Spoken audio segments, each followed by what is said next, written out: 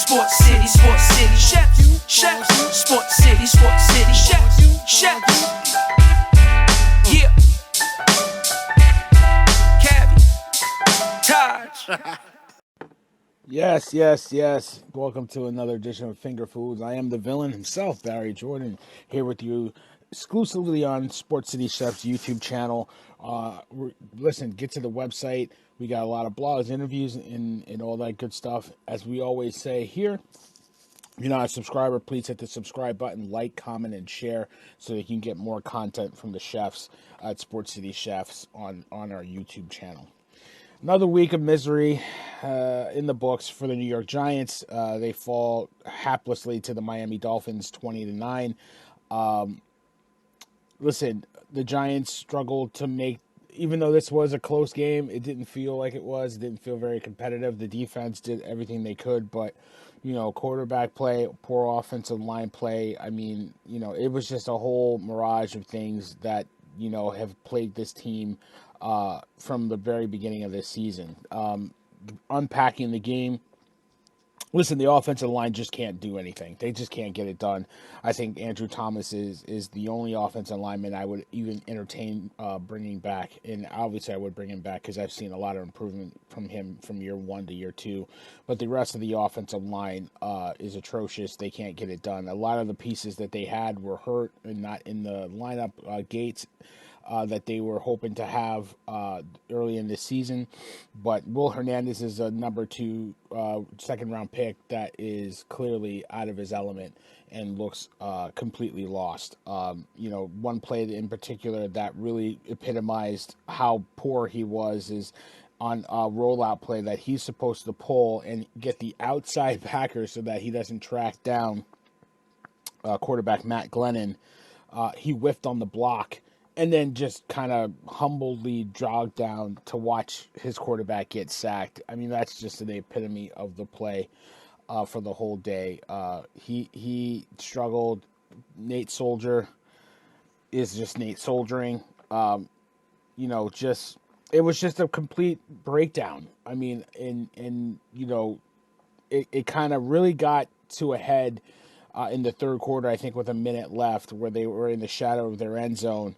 Will Hernandez gives up that sack. They give up another sack, and then a penalty that put that drive at 3rd and 30 when the game was 10-3 at that point, and the Giants could have got back into the game. I mean, they really couldn't have. But the Giants couldn't hold up against the pressure. The Dolphins, very simple scheme, overloaded one side, forced mismatches or forced miscommunication between the offensive linemen, where you had 3 blockers on one side, 2 of them trying to block 2 guys, and you got 2 edge guys coming free and leaving the running back to block 2 guys. It was just a clinic on how to out-scheme, and the Giants not only saw this the whole game, because I could see them on their iPads, their Windows, tablet, and not adjusting and not making any corrections to the protection, sliding protection, anything. It was a complete joke. They were out-schemed, and the offensive line could get nothing done. The offense, in general, the offense could not get into a rhythm because of that. I think Matt Glennon, starting for Daniel Jones, who was out with a neck injury, started off well. I think was 8 of 8 his first in the first quarter, hitting plays down the field, driving them down to get a field goal. Missed opportunity near the red zone again. But after that, the wheels came off. Matt Glennon got a little happy, threw a pick downfield that a long pass that he tried to take a shot with Darius Slayton. And then after that, it was off to the races. The offense just could not get anything done. They couldn't open up any holes for Saquon Barkley, who he just looks like he doesn't trust his legs, but he also doesn't trust his line. And he had one big pop for a play, I think, for the whole game. He finished with 55 yards rushing. He had 6 catches for 19 yards, but 2 big drops on offense that, everybody's screaming about. But at the end of the day, yeah, those are drops, but he also caught 8 catches. And early in the game, he made a couple really nice one-handed catches. So it was really kind of weird to see that from him. But he's just trying to get it together. The offensive line gets no push. They get stood up at the line. The linebackers and safeties are able to run free and get after him. It's poor. Pharaoh Cooper and Ingram had okay days. Evan Ingram, 4 catches for 61 yards. Every one of those catches, though, were impactful as they probably got chains moving or got them some chunk plays. Kenny Galladay had 5 targets, got 3 catches for 37 yards, was getting involved early, but got an injury to, I think, his ribs or his torso and knocked him out, and he was just not effective for the rest of the game. The best offensive player of the game, again, the kicker, Graham Gano, 3 or 4 field goals. Yay. But, I mean, this offense just could not get anything done. And in the second half, the wheels completely came off in this game. I'll get into the specifics of how the offense struggled, but I think that's more of a coaching thing. But they just couldn't get anything done. And then when they had open plays, Glennon would make a pass. Either he threw it high and behind receivers or there were drops. He missed John Ross over the middle on an easy pitch and catch that could have gone for some yards. Glennon was late on the read and threw an inaccurate pass. Darius Slayton couldn't catch a third down pass. The plays were there, a third and long that he could have converted for a first down. Couldn't make that play. The big play Evan Ingram missed, it got turned around. A big play that he could have hit downfield, Matt Glennon just missed him. And, it's just plays like that. It's just mistakes, missed opportunities. That's the theme of the day for the Giants. The defense did all they could to keep the Giants in this game, which is amazing that they were actually in this game until the midway till the fourth quarter. The secondary struggled a little bit in the red zone. Coverages, blown assignments, but for the most part, the defense, I would have to say, did their part to keep them in the game. They really held the Dolphins' run game in check. Only 68 yards on the ground. I think less than 3 yards a carry. They got 2 sacks on the day. Azeez Ojulari got his sack. It got his 6.5 sack on the day on the season. He got a new rookie franchise record. Pro Football Focus graded him at an 82.5, the second highest defender. Austin Johnson on the line as well, played at a 83. So, the defensive line, for the most part, played really well against the run. They couldn't get a lot of pressure, but were able to get after Tua a little bit on defense.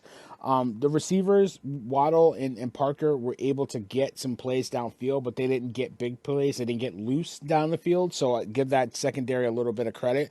Aaron Robinson, he missed the first 2 months after landing on the PUP list. He came in, had a pretty nice day. Had to step up for, injuries with Adoree Jackson going down with the injury, but I thought he played pretty well. The defense did all they could. Quincy Roche continues to impress. He had 6 tackles, 1 sack. These kids, Roche, I don't know how you want to say it, but him and Ojulari, really are fixtures, and I think those are some key pickups that, I really like to see play a lot more. But the big thing to me is I'm tired. I'm tired of listening to Joe Judge and this coaching staff after games, coming out and saying, we did a lot of good things. The quote is, there were a lot of things I saw today. This is from Joe Judge. A lot of things I saw today, the way we played, a lot of things that are moving in the right directions, a lot of things I'm very pleased with in terms of how we competed. Okay, great, but you're not performing.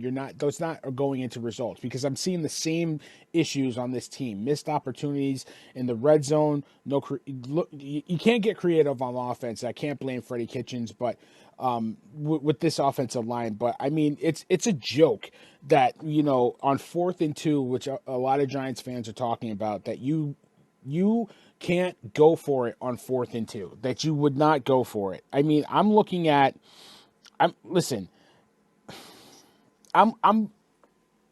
if you're Joe Judge and you're saying you have faith in your defense and relies on them to make stops, make plays, deferring kicks to open games, making sure the defense is giving you the best opportunity to win, why wouldn't you use that logic to go for it on 4th and 2? You didn't go for it on 4th and 2. You tried to play the field position game. Even the announcers are saying you should have went for it on 4th and 2.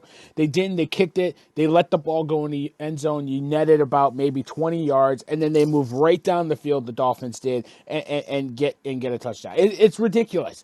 It put that game at 17-6 at that point. It was a 10-6 game. The game was out of reach because the offense, you can't rely on them to keep the game close forever. So it was just one of those things, missed opportunities. At the end of the season, Gettleman has to be gone. John Mara, owner of the Giants, and the Tisch family don't like to do wholesale gut jobs and start all over.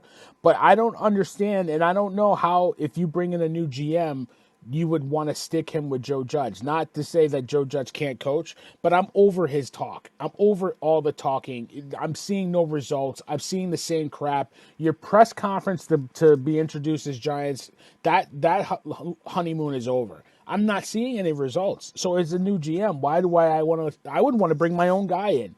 Arizona did it. They gutted the whole team. They just drafted Josh Rosen. They got rid of him the next year, brought in Kyler Murray, got a new coach in Kingsbury, and look at them. They're the number 1 seed in the NFL right now. So it's not unprecedented. It can be done. I don't want Joe Judge to lose his job. I think he is a good coach. But, I wouldn't be shocked if that's where we're headed down the line, because we're just not seeing results. I think we've seen enough from Daniel Jones, 10 touchdowns, 7 interceptions.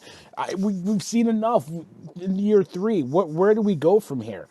It's frustrating as a Giant fan. I've been on my soapbox on all the shows all week talking about how frustrating it is as a Giants fan to watch this unfold. I don't know where you go from here. But coming up on this Sunday, you got a date with the Chargers in Los Angeles. There's a little bit of hope because their 2 receivers might be down with COVID, Keenan Allen and Mike Williams. But there is no hope because this team cannot get it done on offense. A team that they should be able to run all over, I bet you they'll struggle to run on. The line is 10 points right now. I have no faith that this team can get anything done, but stranger things have happened. I think they're still in the playoff hunt, but if you really think they're going to reel off 5 straight against that schedule that they end off with, starting with the Chargers this week, then you go, then you got the Cowboys at home, you go to Philadelphia, you got the Bears, and you got the Washington football team. It's not going to be easy. It ain't going to be pretty too. So, if they ever wanted to make a run, they have to do it now. They have to start winning some games. But I don't know if you can trust them to do it. So, listen, thank you for listening. Like we always say, we got shows all week. We have shows tonight, the Crossover Cafe. We have the Sunday brunch. We have the NFL free for all, the Callers Cookout. Hit that subscribe and like button on the YouTube channel. We got content on the blogs, the website, what have you. But as always, we say, tell a friend to tell a friend. It's the chefs again. And if they don't know, now they know. Sports City, chefs, Sports City, chefs, yeah. Cabby, Taj.